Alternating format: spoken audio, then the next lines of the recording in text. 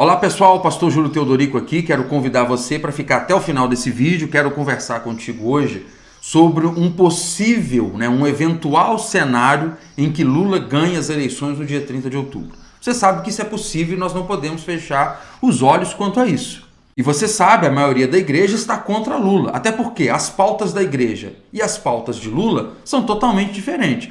Lula apoia o aborto e nós não apoiamos. Lula apoia a ideologia de gênero, nós não apoiamos. Lula apoia a legalização das drogas e nós não apoiamos. Lula apoia o controle social da mídia, a igreja é contra. Ainda mais agora que a igreja está alcançando pessoas da sociedade através da internet, cultos online. Já pensou se agora Lula quiser regulamentar isso e uma das regulamentações for proibir o culto? É uma hipótese ou outras coisas. Então, para que regulamentar a mídia? Deixa do jeito que está, tá tudo bem. Regulamentar nunca vai ser alguma coisa boa. Mas enfim, vamos lá. Imagine então que dia 30 de outubro, Lula ganha as eleições e a partir de 1º de janeiro do ano que vem, ele passa a ser presidente do Brasil. Eu imagino um cenário assim. O contrário do que algumas pessoas pensam, tem gente que pensa que Lula vai começar a perseguir as igrejas, que está todo mundo contra ele, pelo menos 90% dos cristãos não votam em Lula, 99% dos pastores, então haverá uma perseguição generalizada a partir de 1º de janeiro. Não é o que eu penso. Não é o que eu penso. Não estou dizendo que não vai chegar com o passar do tempo, mas é uma conversa mais pela frente, não é agora. Eu não penso que não vai acontecer isso de imediato. Como que eu acredito que seja? Eu acredito que a igreja é que vai levantar uma guerra contra Lula. Como assim, pastor? Calma, deixa eu te explicar. Alguém lá no Congresso vai querer aprovar o aborto, vai levantar essa pauta lá. Primeiro, ele vai dizer o seguinte, porque todo mundo que votou 13, pessoas que votaram em mim apoiaram. Porque se Lula foi a favor do aborto e alguém foi lá e digitou 13, é porque a pessoa que digitou 13 está dizendo, eu concordo com o que você falou, com o que você vai propor lá e tal, beleza. E as pessoas vão dizer, a pauta é vencedora. Então, se o povo escolheu o aborto, vamos aprovar o aborto. A igreja é a primeira a ir contra. Quem votou no Lula, possivelmente é porque concordou com ele, provavelmente, concordou com ele nas pautas de ideologia de gênero, das quais eu sou contra. E aí, quando um deputado, lá no ano que vem, levantar esse tipo de pauta, pessoal, em favor da ideologia de gênero, todo mundo agora vai ter que usar o banheiro, masculino e feminino, vamos ensinar sobre essas coisas nas escolas, etc e tal. A igreja vai se levantar contra. Eu imagino um cenário que o Estado não vai perseguir a igreja descaradamente, assim, diretamente, a princípio pelo menos. Eu imagino um cenário que o Estado vai querer impor as suas leis, o seu jeito de ver as coisas, vai tentar aprovar alguma coisa no Congresso, vai aprovar, o Lula vai usar o peso que ele tem como presidente, e vocês lembram do mensalão no primeiro mandato do governo Lula? Então, de alguma forma, eles vão tentar passar as leis no Congresso e a igreja vai lutar contra o Estado. A igreja vai levantar uma bandeira contra. A igreja vai dizer, não aceito o aborto, não aceito a legalização das drogas, não aceito a ideologia de gênero. Mas aí eles vão dizer lá do outro lado, muita gente votou no PT, muita gente votou no PSOL, muita gente votou no partido da Rede, Rede de Sustentabilidade, muita gente votou mais o que? PCdoB. E se as pessoas votaram nesses partidos de esquerda, elas querem sim a legalização das drogas. Quantas vezes os nossos deputados falaram sobre isso? E aí por diante, eles vão usar os argumentos dele. O Lula falou que era a favor desse tipo de pauta e todo mundo sabia, então a gente vai aprovar. E a igreja vai levantar essa bandeira dizendo não e vai contra isso. A igreja vai se levantar contra isso. É dessa forma que eu vejo. Aí qual será a consequência do Estado contra a igreja é que nós veremos. Quem é mais forte?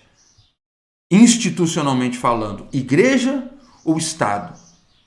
Você sabe. Institucionalmente falando, o Estado é muito mais forte que a igreja. Só que a igreja ela tem conceitos que ela não pode abrir mão.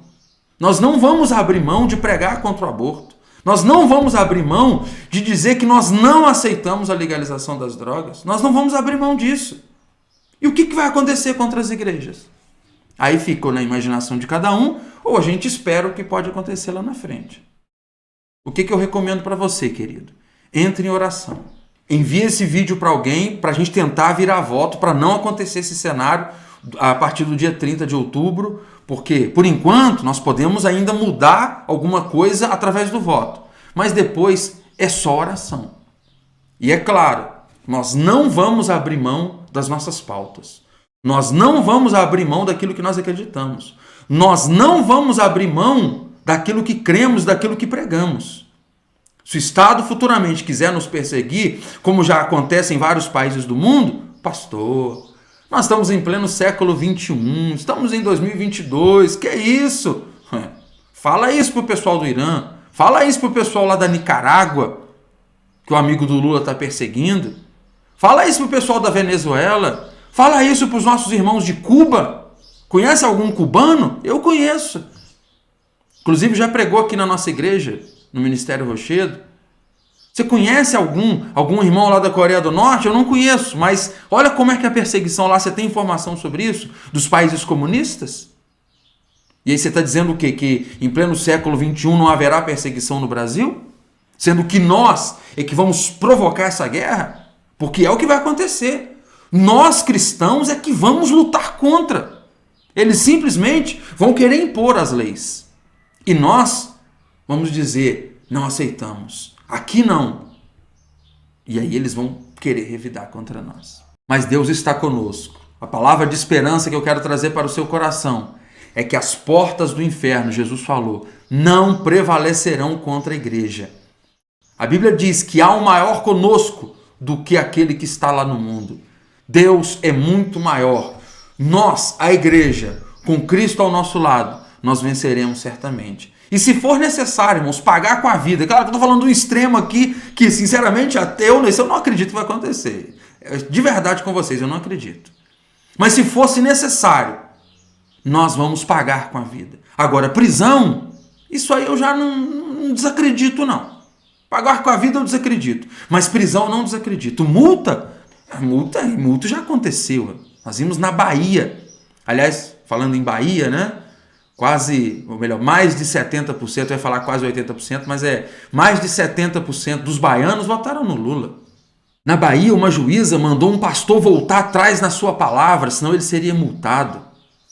Ele, por não ter dinheiro, ou por covardia, eu não quero dizer o motivo aqui, voltou atrás, porque senão teria que pagar uma multa lá exorbitante, e voltou atrás naquilo que ele tinha falado com os irmãos dentro da igreja, sendo que a Constituição fala que o culto é inviolável.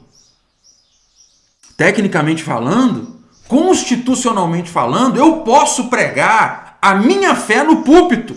Mas eu pergunto, isso vai acontecer até quando? Se Lula ganhar e até outros comunistas ascenderem ao poder da nossa nação? Até quando nós teremos liberdade para pregar o que quisermos nos nossos púlpitos? Ano que vem, o próximo presidente da República, ele vai ter direito a determinar 2 novos ministros da Suprema Corte, do STF. Tem gente que nem sabe o que é isso e está lá votando 13 sem entender o perigo disso. Sem entender o perigo disso, meu Deus. Pessoal, vamos buscar o conhecimento. E vocês que puderem, compartilhem este vídeo para que essa mensagem chegue ao maior número de pessoas possível. E vamos orar pelo nosso país. E se acontecer algum imprevisto que você não puder votar no domingo, rompa esse imprevisto. Domingo, dia 30 de outubro, né? Rompa, passa por cima desse imprevisto, seja o que for, vá e deposite o seu voto. Para que lá na frente a gente não fique na mão do PT e na mão de governos de esquerda. Deus abençoe a cada um de nós e tenha misericórdia do nosso Brasil.